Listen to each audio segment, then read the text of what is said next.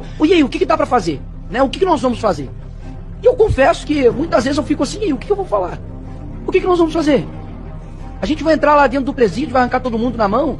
A gente vai passar pro âmbito da balbúrdia, de começar a xingar todo mundo? A gente vai começar a ir pro ato de violência? A gente vai fazer o quê? Porque afinal de contas, não há o que se fazer. Desculpa, não há o que se fazer nesse sentido. Essa é a realidade. Porque você olha para o que está acontecendo hoje no nosso país, não é que nós precisamos mais de leis. Nós não precisamos mais de projetos, não precisamos mais de PECs. Sabe o que a gente precisa? De homens com virtudes. Precisamos de homens de coragem. Quantos mais ditadores, né, como diz Winston Churchill, nós vamos ter que apaziguar? Quantos mais presidentes de casas nós vamos ter que dialogar e conversar para eles tomarem não a decisão que nós desejamos, mas a decisão correta, horas? Quantas horas, senador Girão, o senhor já gastou conversando com pessoas? Talvez o senhor não gostaria de conversar. Quantas horas nós já gastamos com rodas e rodas de conversas, reuniões? Olha, por gentileza, tem uma mãe chorando, tem uma filha chorando. Sabe, uma morte de uma pessoa aconteceu. Quantas mais pessoas a gente vai ter que conversar? O que mais vai ter? Não tem mais nada, não tem mais nada, pessoal, não tem mais nada. Então não é que a gente precisa, doutor Sebastião, fazer algo além, não tem mais nada ao que ser feito. E isso me atormenta, porque eu não fui eleito para poder bater ponto aqui nessa casa. Eu não fui eleito para poder fazer o possível, não. Eu fui eleito para poder fazer aquilo que as pessoas muitas vezes não conseguem fazer. Mas eles não estão conseguindo fazer, e eu também não. Isso me atormenta. Afinal de contas, o que nós vamos fazer então? Porque na hora que o Clezão estava sendo enterrado, o Alexandre de Moraes estava sendo condecorado.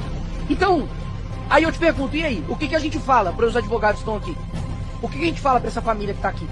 Com os brasileiros que já foram às ruas. Eles já foram às ruas. E, inclusive, muito que está acontecendo hoje, tem pressão digital do STF, sim, óbvio. Tem pressão da mídia, sim, cúmplices da morte do Clezão. Mas também tem muito impressão digital de isentos, que lá atrás batiam em um homem que estavam defendendo a liberdade e hoje sofrem também dessa própria ditadura. Então, o que eu tenho para dizer aqui hoje é simples e claro. Não há meios legais contra uma tirania.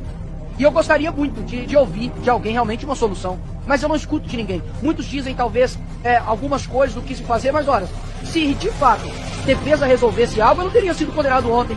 O Bolsonaro não teria ficado inelegível. A Dilma teria perdido seus direitos políticos.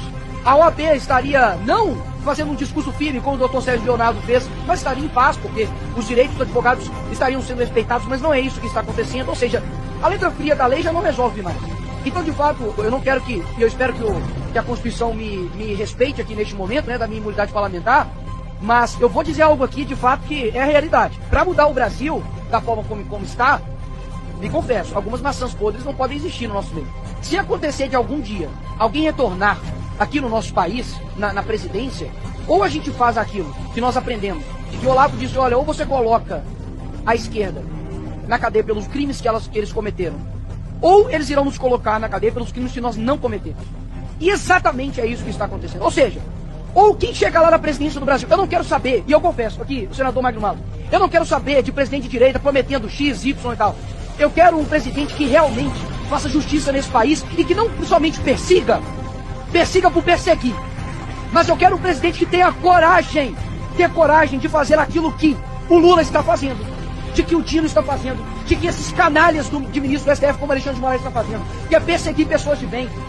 E nós não iremos perseguir pessoas de bem, não. Porque se algum dia algum homem, de fato, de coragem, mais uma vez chegar lá na presidência da República, que coloque essas pessoas aqui na cadeia. Porque quando você não combate o mal, você está cooperando com ele. Chega de diálogo com quem é negligente com morte de pessoas de bem.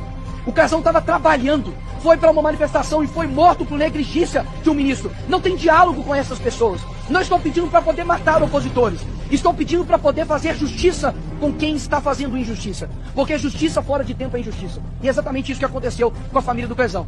Então, o que está faltando aqui nesse país não é mais aplicação de lei. O que está faltando nesse país aqui não é mais leis e nem mais PECs e nem mais nada. É homens de coragem. E pode ter certeza que a população brasileira está cansada de gente que fala e não cumpre. Enquanto nós temos, por exemplo, o Bukele, lá no El Salvador, e é lógico, devido às proporções, Salvador é desse tamanho aqui, mas em poucos anos, ele mudou a história de El Salvador.